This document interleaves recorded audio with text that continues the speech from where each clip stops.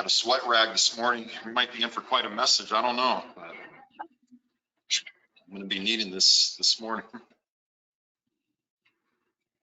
Mark chapter 9 will be our text this morning.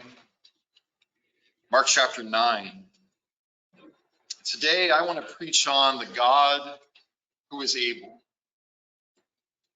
Mark chapter 9 and verse 17. And someone from the crowd answered Jesus, "Teacher, I brought my son to you, for he has a spirit that makes him mute. And whenever it seizes him, it throws him down, and he foams and grinds his teeth and becomes rigid." Well, Jesus had just been transfigured on the mountain before Peter, James, and John, before Moses and Elijah. What that means, long story short, is that there has been glory that Jesus has had that has been hidden in plain sight, and now it's being seen by mortal eyes. And what is waiting for them at the bottom of this mountaintop experience is what always awaits us at the bottom of our mountaintop experiences, and that is darkness, desperation, despair, and disarray. As Jesus comes down from the mountain, there is a restless father who is running on empty who approaches him. And he's running on empty from a situation that has him feeling utterly helpless. As he says to Jesus, he has a son, his only son. He has this malicious spirit that is tormenting him. As he has said in the text, it has rendered him mute and epileptic. It's likely that he is just about my age and Brandon's age. It's something that he's had his whole entire life. So for this guy's whole existence, the spiritual forces of darkness have been going on a joyride in his mind and in his body. This thing is absolutely destroying him. I think it's Luke's account that says that it is shattering him, where he grinds his teeth, where it's thrown him into water and into fires trying to murder him. So this father, as well as his son, feels as if this is beginning to feel pretty hopeless right now. There's nobody who can help my son. So maybe I'm beginning to think that this is impossible. He feels just like my grandparents felt when they gave birth to this beautiful child, beautiful baby boy, but they learned that their son was 100% deaf. And my uncle has spent his entire existence, 60 years of his life, living in this mute world where the birds do not make any noise, where the rain is completely silent as it falls. He doesn't know what music sounds like. Well, he went off to the prestigious deaf school in Washington, D.C., Gallaudet, but he hit the wall for some reason. I still don't know what happened. But he leaves Gallaudet, he goes all the way back to Arizona, moves back in with my grandparents, went inside that room in 1986 and did not come out of it for 35 years. I mean, this guy has spent his entire lifetime feeling helpless. The way this father feels is how a young father once felt when his 3-year-old son began having ear infections. The doctors didn't know what was going on, and they were giving them the runaround. And the longer that the doctors waited, the longer his speech development had been prolonged. And his speech delays got worse and worse and worse, and it continued well into his 30s.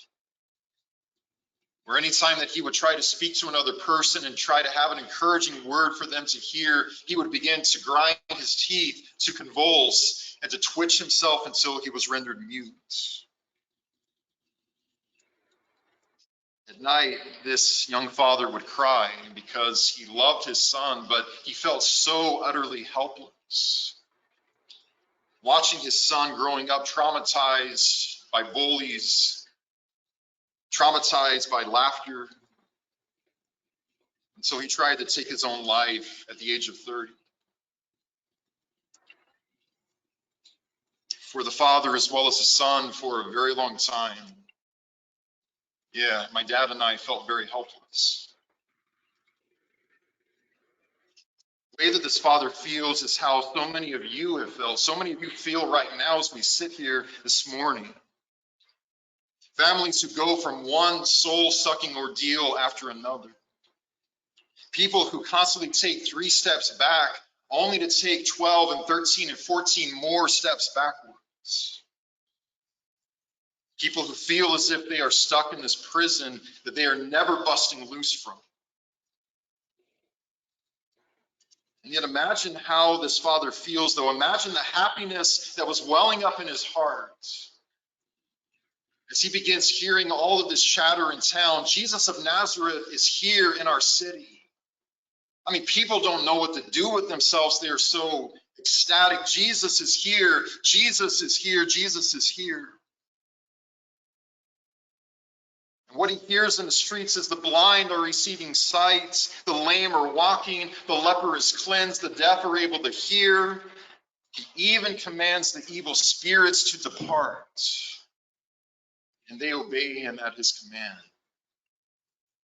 His ears tingle in the city squares. The only thought on his mind is, I've got to get him to my son. If anybody can help my son, it is this Jesus of Nazareth. So he takes his son and he goes to where Jesus was reported to have been, but Jesus isn't here right now. I'm sorry, but he's gone up there on the mountain. He's somewhere way up there, and he's away right now. But hey, listen, we are his disciples. I mean, we've been following Jesus around for years now, sitting at his feet constantly. Jesus has given us authority to cast out malicious spirits and to heal sicknesses. I mean, this is an age in which a disciple was one who reflected the one who had taught them. So for this hopeless father, he's beginning to feel less helpless now. Well, Jesus isn't here. I really wanted to see him, but hey, if anybody, but his followers are here at least. So if anybody can help my son, it's got to be these guys who are his apprentices. I mean, my son is in the very best of hands right now. This is a good day. And yet in the latter part of verse 18, though, we see him ask Jesus' disciples to cast this spirit out of his son. But what does it say in the latter part of verse 18? But they were not able to do it. Among the very first things that they learn about Jesus is that the followers of Jesus fail. They mean well and that they're very sincere and that they try very hard, but they talk a big game, but they come up short. I mean, disciple after disciple after disciple is walking up to this boy. Bartholomew walks up to him. Come out of him, you unclean spirit. And then Thomas approaches him and says, leave him, get out of him, leave him alone, go. Another disciple walks up and says, I command you, leave him. But nothing happens. I mean, they try to drive this malicious entity out, and so they're blue in their faces, but absolutely nothing happens. And these are the scenarios that the critics of Christ revel in, As it says in verse 14, as Jesus comes down, there's this huge crowd at the mountain, this, loud commotion. As the disciples of Jesus are unable to drive the demon out, there's a group of scribes who begin circling like sharks. You can almost hear them saying to these people, you see, everybody, you see? This Jesus and his followers are just a bunch of charlatans going around deceiving people. Do not put your trust in these guys. Just as many people look at the long and the sad history of Christians and of churches who throughout time and history have been among the most loudest, most ardent supporters of genocide, of white supremacy, of homophobia and demonization of outsiders, people who burn crosses on people's yards, stolen land and buried bodies, or dropping nuclear bombs on multiple cities full of innocent civilians. And then we have the audacity to call ourselves this Christian nation, a city that has been on a hill in front of all the other nations of the world. And the outside world looks at that and says, if that's who Jesus is, he can have no part of my life. I think about all the times that I have had golden opportunities to show broken, hurting people what Jesus is like, only to forget who I was, and to send those people walking away from me thinking, if that's who Jesus is, I don't need him. Sometimes we are like that builder who sets off to build this great lavish tower, but is not able to complete it because he didn't think it through long enough.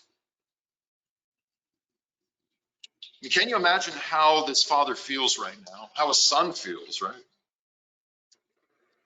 How the disciples feel in this moment.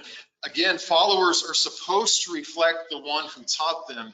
So what kind of teacher are they making Jesus looking like? I think this is why Jesus sighs and he says, oh, faithless generation, how much longer do I need to put up with you people? Because as Jesus walks down from the mountain, and in this moment in time, in the shoes of this man and his son, it doesn't look like God is in control, does it? You take one look at the son and it looks like Satan is in control. Satan is destroying his life. And yet as Jesus walks over to him, though, what they learn is that this was the day that this man and his son learned that even though his followers fail, that even though his well-meaning, his believers come up short sometimes, Jesus is the God who is able. Jesus is the God who is able. Because while all of this darkness is enveloping him, Jesus shows up. Jesus walks into his darkness. And notice in verse 15 that before Jesus has said so much as a word, he is already amazing everybody who's looking at him. In verse 15, it says, immediately all the crowd, when they saw Jesus, were greatly amazed, and they ran up to him and they greeted him. I just want to remind myself and remind you that Jesus was just transfigured up on the holy mountain, meaning that his clothes were more radiant than any bleach could make them. And another face was shining brighter than the sun, but it doesn't end on the mountain, because the word for amazement here means to be awestruck out of one's senses, to leave someone in such a state of amazement that they're terrified by what they're looking at, but they just can't look away from it. You see, what this means is that Jesus's face is still glowing. Jesus is still transfigured even as he comes down from the holy mountain. And so we see that the transfiguration comes from the mountaintops into the mud. And it's a funny thing in verse 16, because Jesus, he asks the scribes a question. And scribes are always yapping about something, right? But as these scribes take one look at Jesus, they are the ones who now have been struck mute, because they don't even know what to say. They have no words.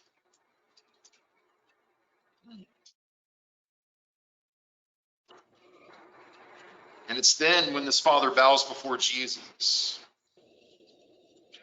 With everything within him, he says, Lord Jesus Christ, please have mercy on my son and help him.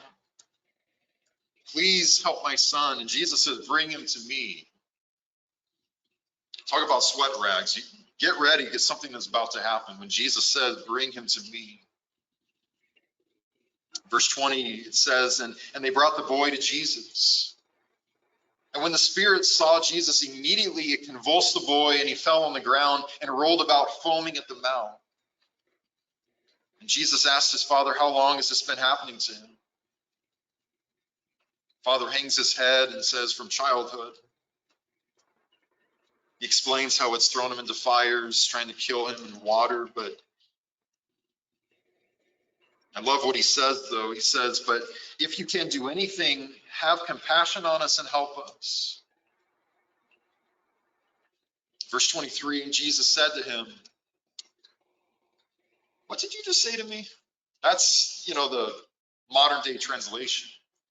Because Jesus says, if you can. It's like, do you have any idea who you're talking to? You're not talking to David Creed. You're not talking to all of these apostles who tried and tried, bless their hearts. They tried, but they showed that they still have a long way to go. You're talking to the God who created the earth. And so he says, if you can. What are you talking about? If you can. All things are possible to the one who believes. If is a very funny word to Jesus. Again, he says, if you can. As I read these words, what I am aware of is that preachers fail, elders fail, deacons fail, Christians fail, churches fail, you fail, I fail. And yet our God, though, on the other hand, he is the God who is able. And the God who is able just so happens to be the God who also cares. In the Gospels, we read about yet another woman who was helpless and hopeless. For like 12 years, she has a discharge of blood, and we all know what that means. We're all adults. She spent all of her money going from doctor to doctor, from physician to physician, but it only got worse, and now she doesn't have money in addition to that. She sees Jesus, but it appears that she feels guilt about it. No, I can't bother Jesus with this. Somebody said that he's on his way to go help a girl who's dying right now. Girl is dying. I can't bother him with my never-ending period. Yet no, she's like, no, you know what? This Jesus is so powerful that even if, I don't even have to speak to him. If I just go up to him and tug on the hem of his garments, he's that powerful to make me well. And so she does, and it leaves her. But Jesus doesn't just, he's not just able to heal her, but Jesus stops everything that he's doing. Even as a little girl literally dies because he doesn't get to the house in time. Jesus says, no, her pain matters too. He gives her the floor in front of everybody, and he calls her my daughter. Isn't that beautiful? This is a person who does not feel very loved. Daughter, your faith has made you well. And then he sends her off into the rest of her life saying, go in peace. Because Satan is no longer going to dominate your life. You see, doctors fail every single day. And yet the great physician and the soul doctor is the one who is able to save and to transform the human soul, regardless of what happens to our bodies in the end. The understudies of Jesus tried and tried and tried, but they could not help this guy. And so eventually in the text, it leaves the father to cry out to Jesus, Lord, I do believe, but help my unbelief. What I think he's saying is, Jesus, I believe, but I confess to you that I don't believe in you as much as I could. And so help me to have a trust and help me to have a faith in you that has no ifs and that has no buts. And so now in verse 25, Jesus steps up to the plate. It's the bottom of the ninth, and they're down 3. And they are facing the most intimidating, imposing a pitcher who ever threw a ball. Every eye is on Jesus, Verse 25, it says that, and when Jesus saw that a crowd came running together, he rebuked the unclean spirit, saying to it, "You mute and deaf spirit, I command you, come out of him and never enter him again." I just want to stop right here and acknowledge this. I mean, we do understand, right, that if Jesus whiffs here, that's the end of Christianity. If Jesus tries and tries and tries until he's blue in the face and the spirit in this boy is still there and he's still being thrown to the ground and being thrown into rivers, then we may as well just pack up and go home and never come back. But that's not who my Jesus is. How about yours?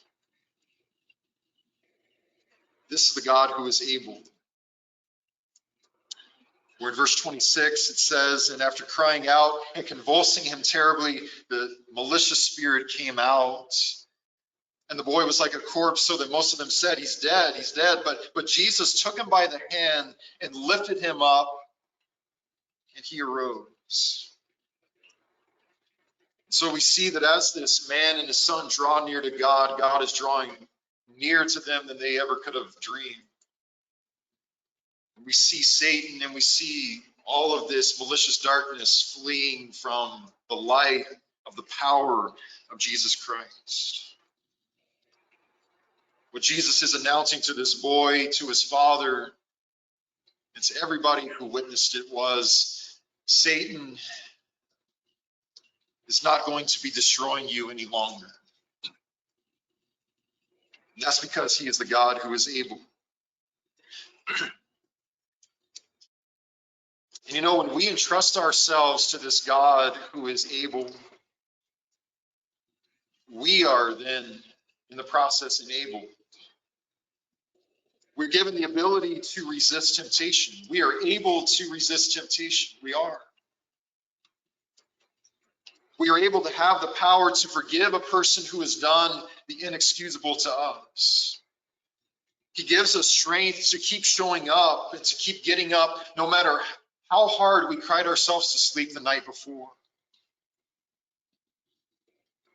As the Apostle Paul writes to the church at Ephesus in Ephesians, he says, now to him who is able, he is able to do far more exceedingly abundantly, anything beyond anything that we could ever ask or imagine. But he's not just able, but he enables us, as it then says, according to the power that is at work within us.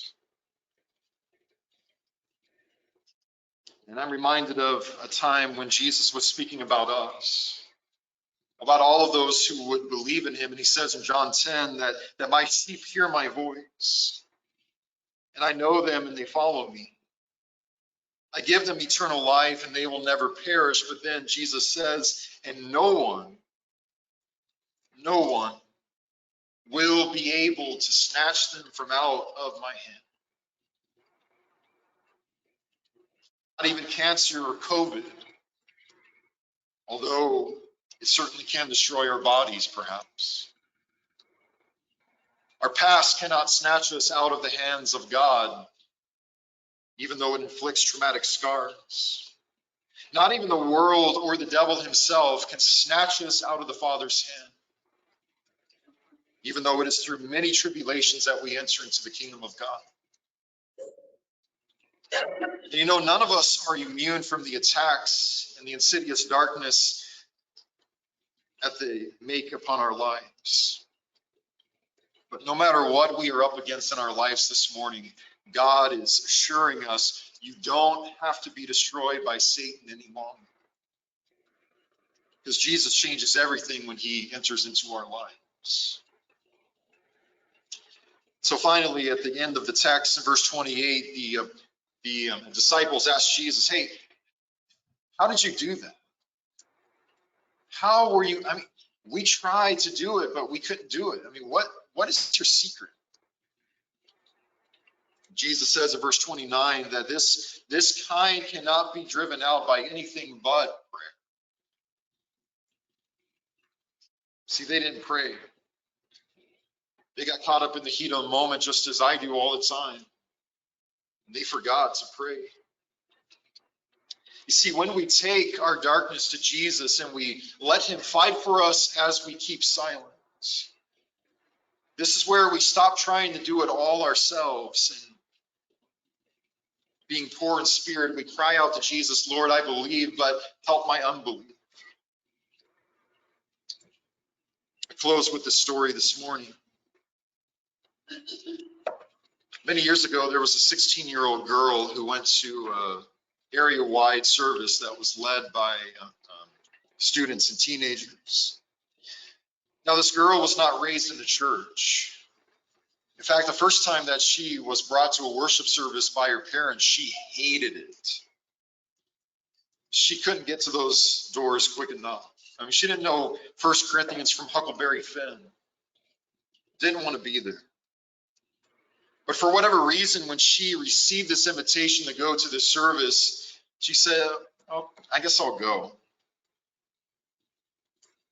And during the service, there was one song that they sang that changed her life forever. It's in our worship books, number 213. As they sing the words to this song, and as she's listening to these words, I mean, this is a girl who felt ostracized, who was bullied. She was one of those kids who just felt helpless. She was going through a season in her life where the most important people in her life had died, many of them at least. She just wasn't sure if there was anything else to this life than burying people she loved and not being good enough for other people. And yet as they sang these words, she knew that if she could just hope in this Jesus, it all began to make sense to her.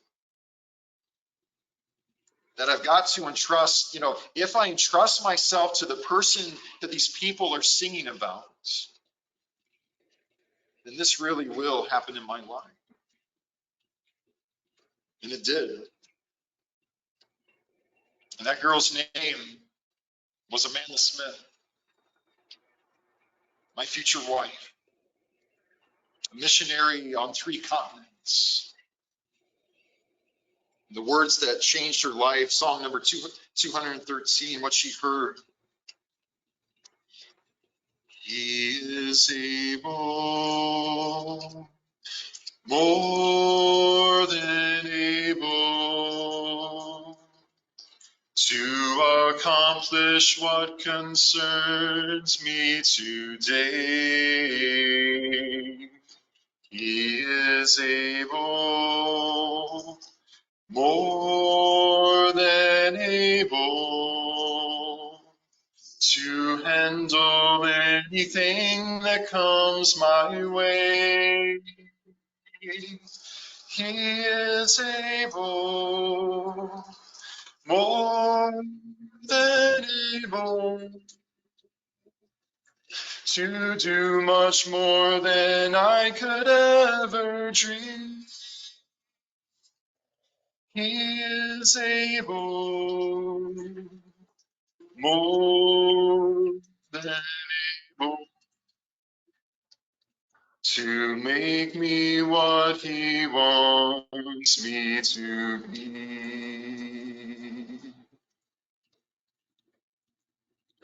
Whatever has you feeling helpless this morning, whatever has me feeling weary this morning, bring our desperation. And let's bring our darkness to the God who is able to save us, to the God who is able to deliver us, to the God who is able to rescue us, and to the God who is able to do more in our lives than we could ever possibly dream. And let us take all of our needs and concerns to the God who is so able to turn our sorrow into dancing, that even all of the volumes and the libraries and the encyclopedias of this earth could not possibly contain the chronicles and the wonders that he performed, that he was able to do in just 3 years, let alone throughout all of eternity. So whatever our need is this morning, please make it known to the God who is able, as we stand and as we sing.